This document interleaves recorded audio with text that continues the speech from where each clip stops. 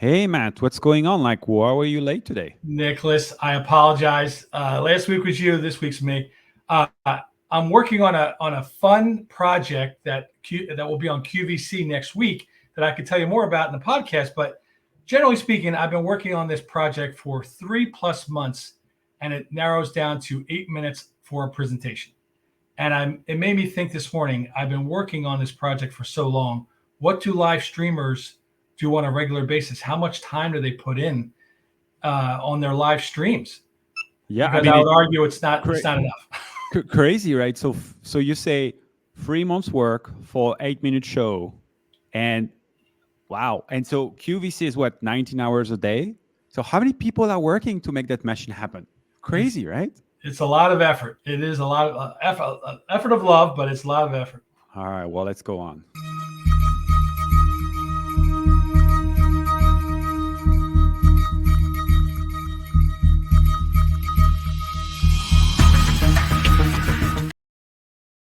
All right, everybody. This is Nico, the company for Extremely, the company that gets you live stream and video commerce on your website, social media, email, SMS, wherever you are. The video becomes shoppable. So excited to be here, and I'm joined with my friend, my dear friend Matt from E6 Marketing, the company that gets you on QVC and HSN. And as you can see, and you can heard from the few minutes before, the reason it works is like they're spending over 3 months of work for an 8 minute presentation on your product. So it's going to be good, right? So excited to have you, Matt. Why don't you kick off the show and let us tell us what the show is about? Nicholas, August 1st. I can't believe it. I don't want to think the summer is almost done, but we know that it is. Not yet, though. Not yet. So thank you very much. Thank you for tuning in. This is called the VCommerce Podcast, live chat pod discussing today's big topics related to video commerce. What is video commerce? It's a storytelling platform that Nico, and I both worked through, created over 50 years ago with TV infomercials, then graduated to HSN and QVC, which are kind of the staple of home shopping, and has evolved into engaging direct response commerce through your TV, your computer, your tablet, or phone. At best, this conversation will be entertaining, a little informative, and at worst, will be quick. we try to keep it within 15, 20 minutes. So thank you very much. A lot to talk about. We had some technical issues last week, which again, we apologize. But so much happened this week.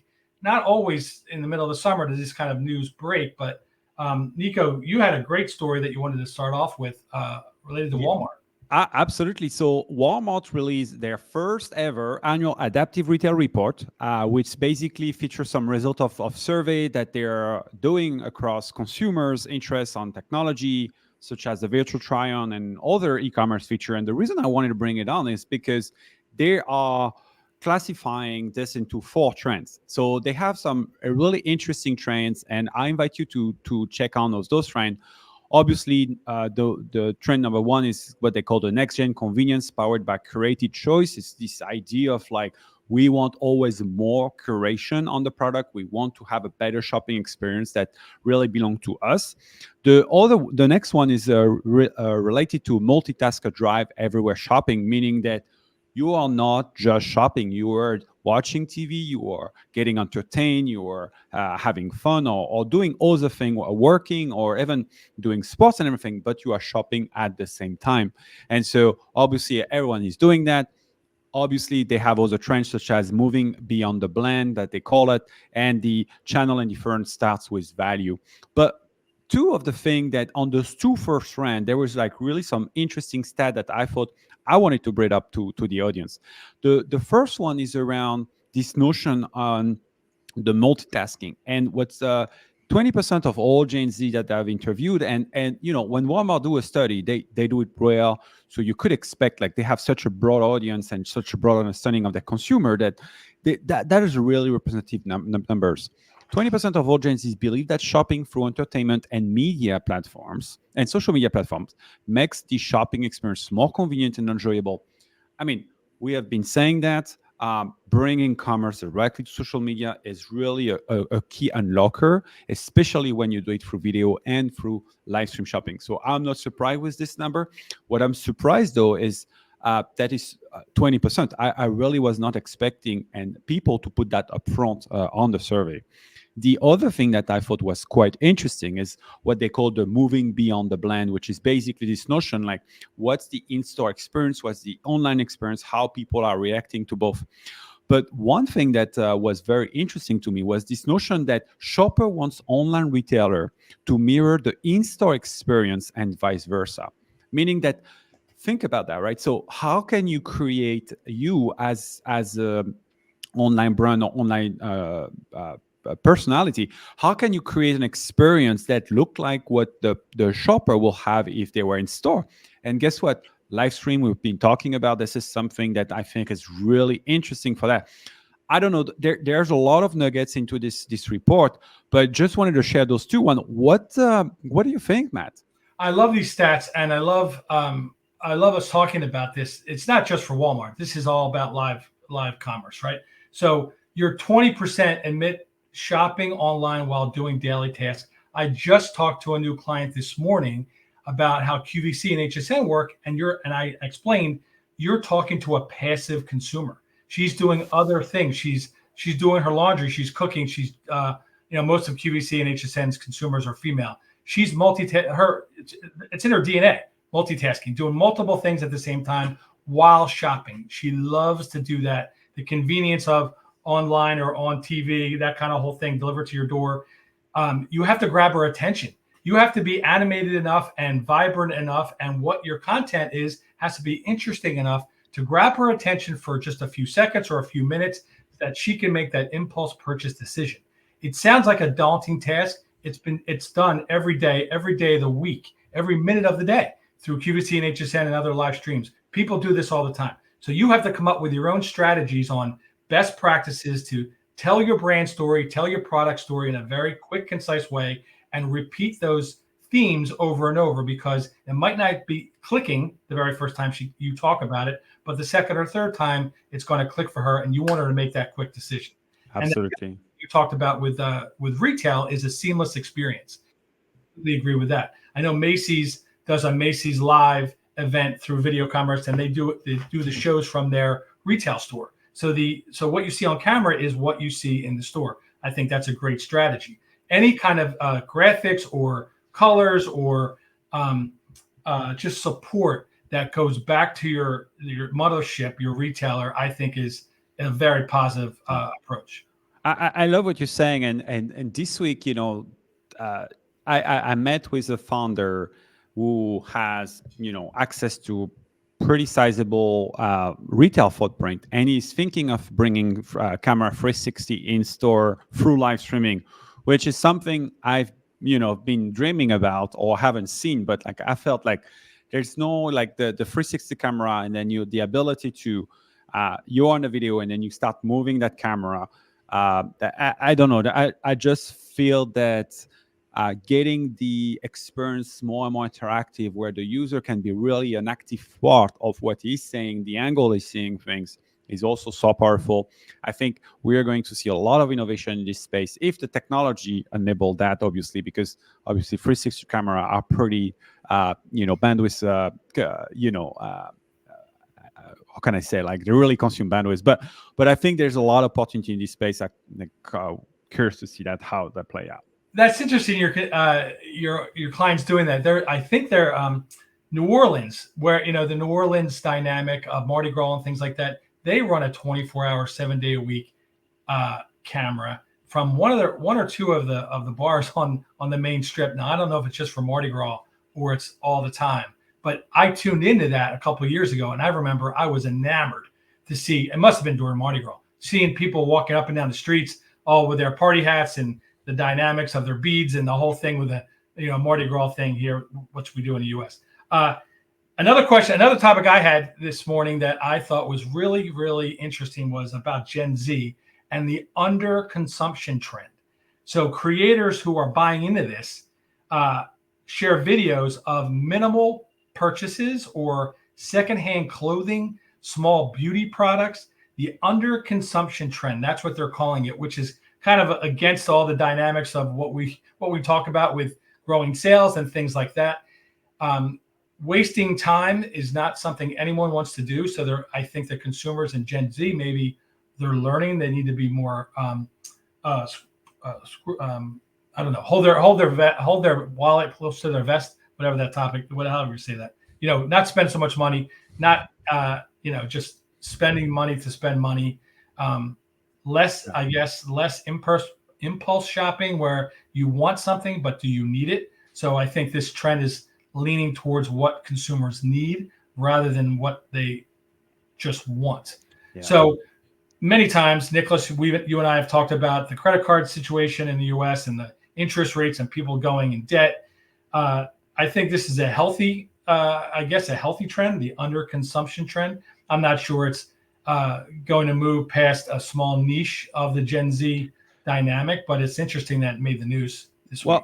I think there's two things to what you say. First of all, I'm glad sometimes you can't find your own word because it feels like I'm French and sometimes I'm struggling finding the word that I'm trying to say. So thank you for doing that. That's really cool for me. But no, more generally, I think if you think about especially what's going on in Europe, where all the second-hand, all those reusing the goods that the secondary market for products and fashion and beauty and all that. This is a growing.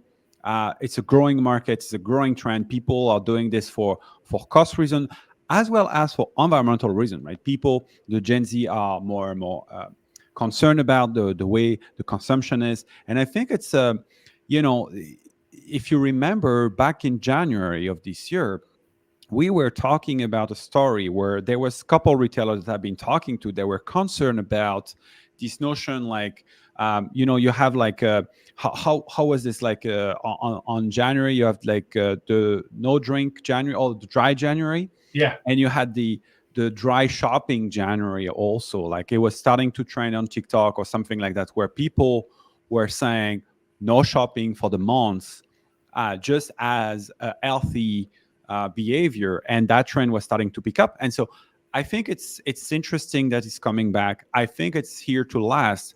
I don't know at what extent this is going to happen, but I can only see this trend growing for the future because people are concerned about the environment, and I think that's an interesting trend. Yeah, I think shopping is a part of the DNA of most of us. So how far it goes on the trend, as you said, is TBD. Yeah. But to your point, it's a healthy trend.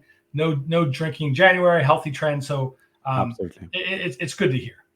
So before we jump into the third story, I just want to acknowledge Debbie, Dan, and Lou that are sharing some comment. Thank you for being here. We'll love you to have you here.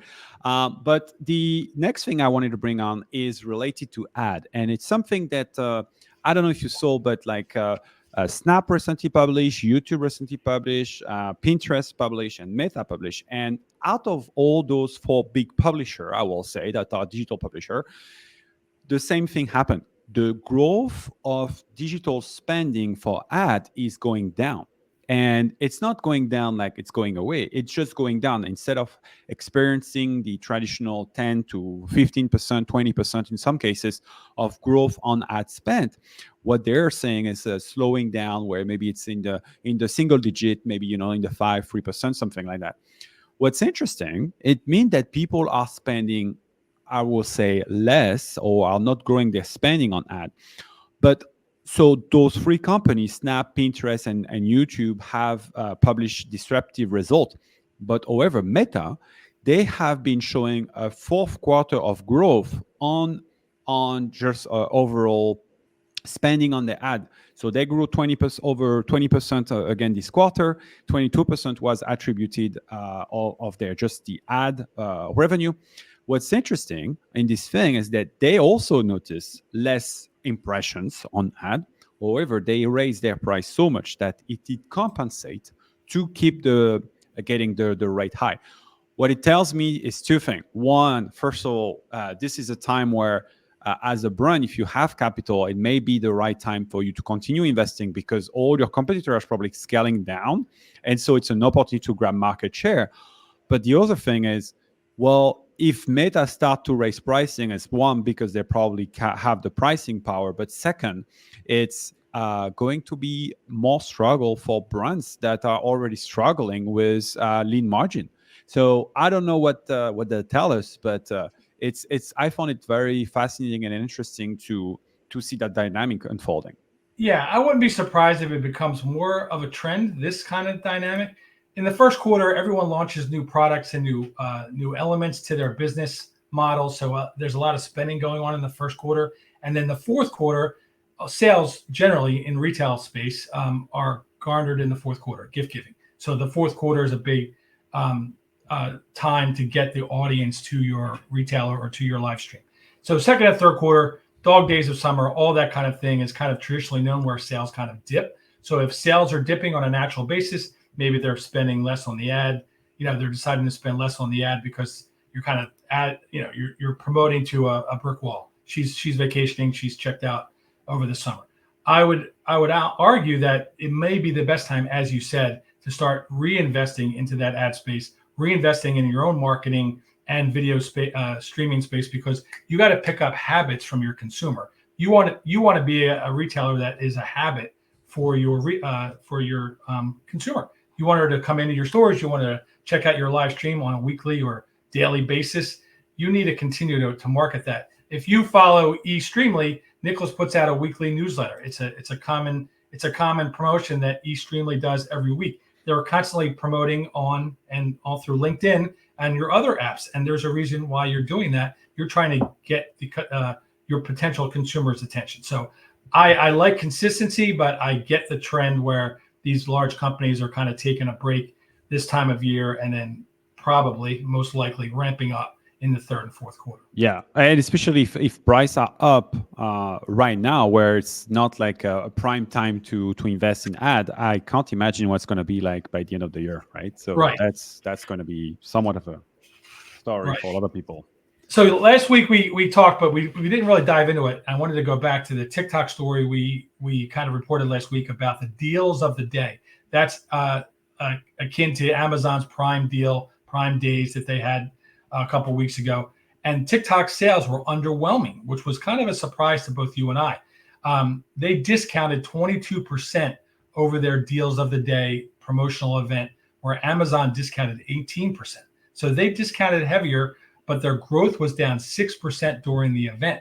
So what does that tell you from a U.S. perspective? Yet their ad or their revenue increased 3% during Prime Day. So their actual event sales were down. They piggybacked on Prime Day and their sales went up. So is this a trend? Is deals of the day not something that the consumer is jumping on? Nicolas, how did you read that story? I think there's couple things to that were interesting to me in that story. First of all, we know that TikTok has probably a different demographic as it relates to their merchant base. And as a matter of fact, during that week, 37% of all Chinese sales were done through TikTok, which is in comparison, just to give you a sense, that same week, Temu, which is predominantly Chinese product, made 37% of sales as well. And Shein were about 25% of the total Chinese. So those three apps pretty much made all the sales that happened from China on e-com to the US market. So really interesting to do that.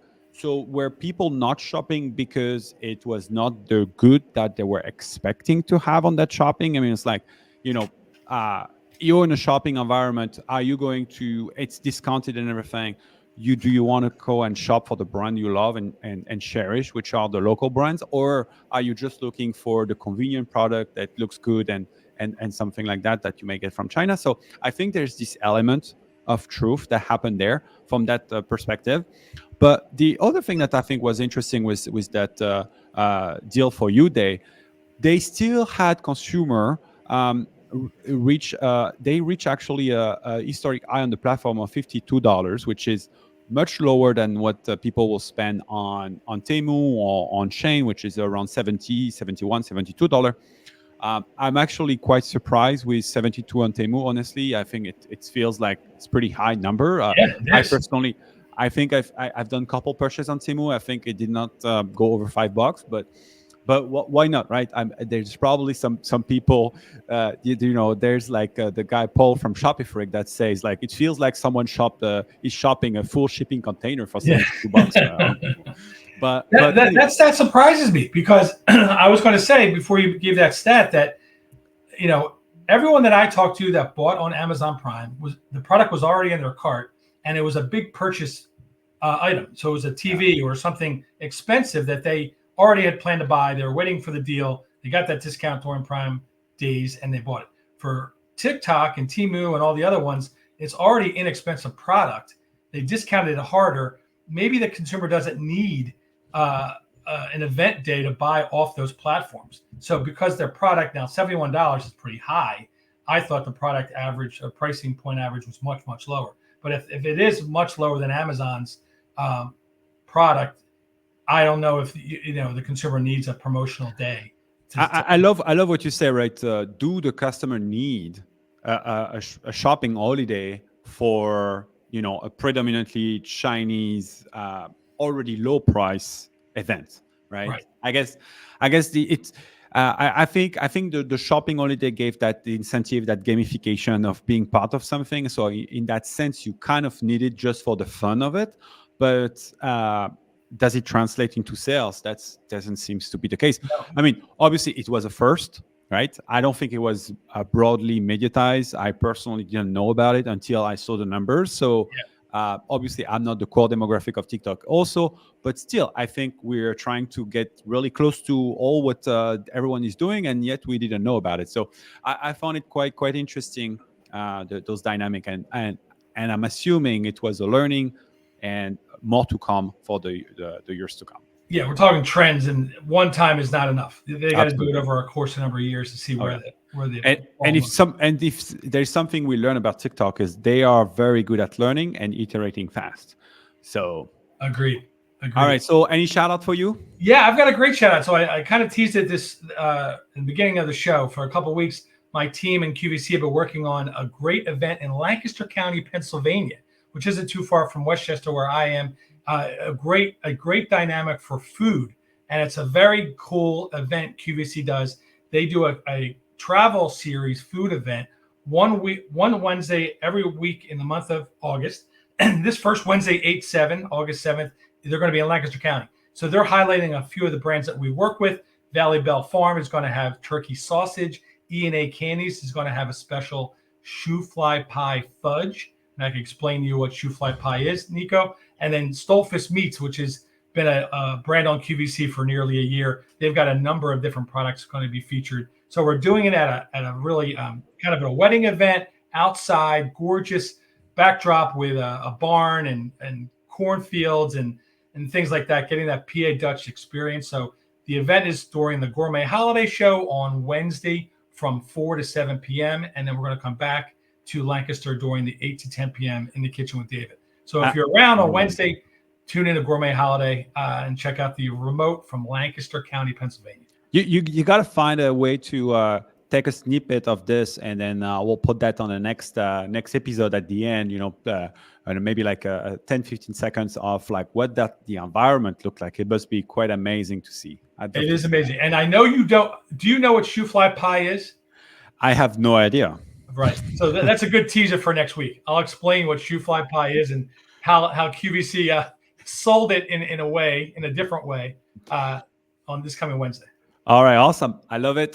Special shout out on my side. You were talking about newsletters, so I'll just take this as an opportunity to make a quick shout out on this. So every Friday, I actually wrote a small newsletter. It's very fast reading. Maybe it will take you, I don't know, like a minute or two to read. It takes me a couple hours to put together, but it's very fast reading. And I try to go over 4 news that I found was really interesting, and I'm trying to bring them very short. With the source, the reference, so you can always explore more, and as well as with a meme of the week and something like that. So if you want to join, I'll put that in the comment, but it's also available at try.eastreamy.com/newsletter, and you will have the option to sign up for this. It's free, and yeah, you can join the over 1,000 people that are on that newsletter now. So pretty excited about that. That's great. I read it every week. It's a great newsletter. Oh, you gotta be, right? Yeah, well, that's part of my research. All right. Well, thank you, Matt. It was awesome to have you, and I look forward to see you all next week again. We are here every Friday, as well as on every other Tuesday on the Live E-commerce podcast, where you can hear stories, interesting stories from interesting founders, as well as people that in the space are talking about e-com, video commerce in general. We had some really cool episode, and invite you to check out the last one, which was about Niha, that head of e-commerce for Flipkart, of video commerce for Flipkart. So thanks everyone for being here. We love you all, and we will see you again next Friday. Bye-bye, everyone.